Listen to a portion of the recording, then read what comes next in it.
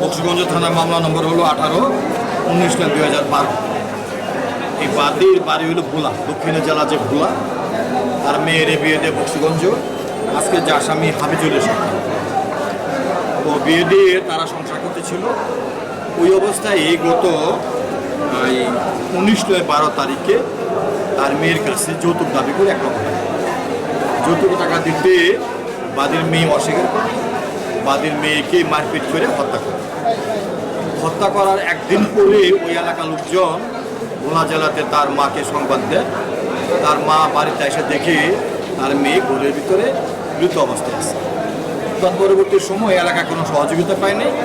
মেয়েটাকে ওখানে দাফন করা হয়, দাফন এই কাপড় চোপড় পড়ায় ওর ভোলাতে নিয়ে যায় ওখানে দাফন করে। পরবর্তী সময়ে এই মহিলা বক্সিগঞ্জ এসে এই মোকদ্দমা দায়ের করে আসামি হল হাবিজুর রহমান 11/30 ধারা মোতাবেক 5 জনের বিরুদ্ধে। তো আমরা রাষ্ট্রপক্ষ এই মোকদ্দমায় 7 জন সাক্ষ্য উপস্থাপন করি ও আসামির পক্ষ তাদের সকলকে জেরা করে বিজ্ঞ আদালত আসামি ছিল 5 জন। 5 জনের মধ্যে 4 জনকে তাদের বিরুদ্ধে অপরাধ প্রমাণিত না হয় 4 জনকে খালাস প্রদান করে।